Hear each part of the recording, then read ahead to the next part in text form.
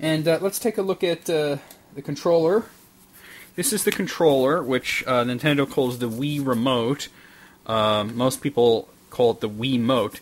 Now, it has a D-pad right there, and it has a power button. The power button's actually for the console. You can actually power the console on or off using that.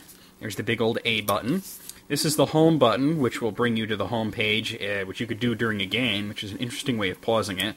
These are plus and minus buttons, which can be used for gameplay, or they can be used for, navigating menus and such, like changing volume or screen sizes and whatnot. This right here is actually a speaker. A lot of games utilize that, which is kind of interesting. And there's the 1 and 2 buttons, which are usually the main action buttons. And these are the flashing lights. As you can see, when you press something, it's flashing. It's looking for the Wii, which is not even plugged in right now. But as you can see, also there's 4 of them. It'll basically light up 1, 2, 3, or 4. Which one lights up? That way you know which player you are. So if this one's lit up, you know you're player 1. Or if this one's lit up, you know you're player 4. Kind of helps. On the back is a trigger. This is the B button.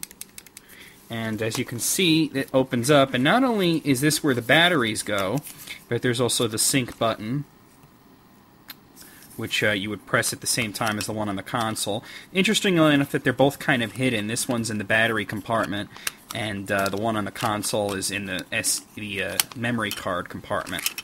Sometimes it can be kind of a pain in the butt to get these things back on. It's kind of hard to do with one hand. Hold on one sec. Let me just put the camera here. These Wii remotes can piss me the hell off sometimes because of the battery compartment not closing properly. It doesn't want to close. I'm about to say fuck it and just deal with it later. I don't know why it won't close for me. Come on, you fucking son of a... Alright, we'll deal with that later. I'll grab the other Wiimote to show you the jacket and such. This is a Wiimote that has the Wiimote jacket, which kind of gives you a firmer grip on it, especially if you're going to be waving it around, and gives you a nice grip. The only thing is things like dust and dog hair tend to get caught in it. Freaking dogs.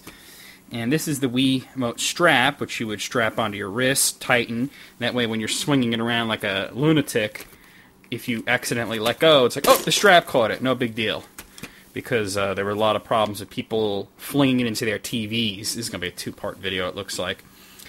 Also, here is an input where you can put things like the Wii Zapper or, the new add-on that gives you more intuitive control.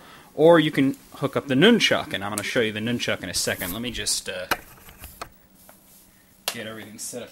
I really wanted to use this one. Let me just try one more time to get this to stop being such a son of a bitch bastard.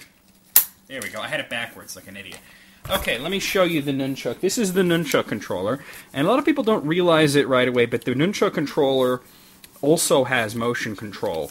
For example, the Wii Boxing in the Wii Sports that comes with the system uses it, and I know Castlevania Judgment does. This has an analog stick, and it has 2 buttons labeled the C and Z buttons right there.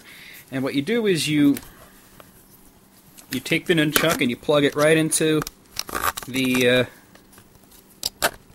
Wiimote, and if you were playing a game that used both, you would hold the Wiimote like this, and the nunchuck like this, and do your thing.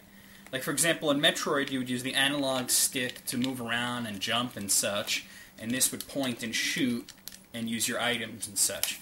So, that's an example of how that works. And as you can see, this is what the Wiimote jacket looks like when the Wiimote's not in it. I always use the Wiimote jacket. The only reason I took it off is because I wanted to give you a good look at it without the jacket, and I wanted to be able to take out the battery compartment to show you everything that's in there and such. Not everybody uses them. I think that you should, because like I said, it gives you a much better grip, and it also protects it so that in case you do fling, your wrist strap breaks or you're not using it, and you do fling it against the wall of the television, there's at least some padding. It'll protect the Wiimote to a certain extent than whatever you're throwing it at.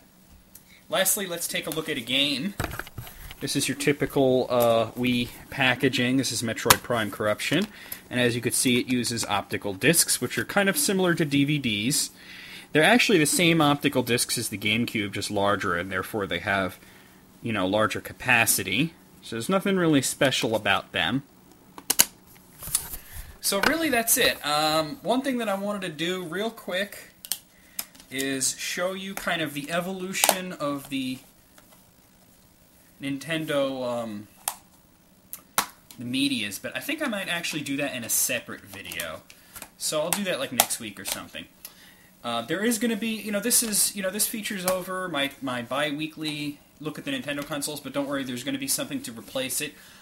It's going to be based around video game reviews, something that I've never done before on the channel, and it's going to be, basically it's going to be something along the lines of crappy games that I own, and I'm going to be showing you games that I bought or that I received, not on ROMs, but actual games, why I think they're crappy and kind of my experiences playing them, how I came to get them and such. So it'll be kind of a review/storytelling thing that's going to be showing up in 2 weeks. So keep an eye out. I hope you enjoyed the look at the Nintendo consoles. We covered the NES, the Super NES, we covered the Nintendo 64, the GameCube, the Wii, the Game Boy Color, the Game Boy Advance, and the Nintendo DS. I kind of talked about the Virtual Boy. I wanted to get someone to maybe loan me one, but couldn't happen. By the way, Brandon, if you're watching this, you got to come pick up your damn Game Boy Color. I still have it. Anyway, hope you enjoyed it, and I'll see you next week with, we're going to take a look at the media and the controllers, just show you them throughout the ages so you can look at them all at once and kind of say, oh yeah, that's cool.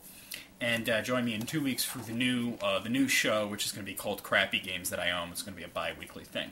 Got another video coming up real soon, which I'm going to have some important channel announcements and such, so keep an eye out for that. VMX out.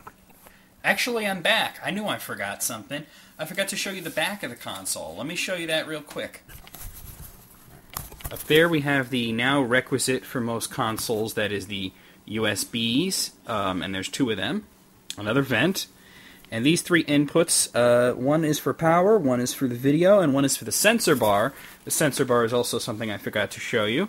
This is the sensor bar. You put it in front of your TV, either above it or below it, and that's what catches a Wiimote. And this little plastic thing is the stand for the sensor bar. Sorry about that. VMX out for real this time.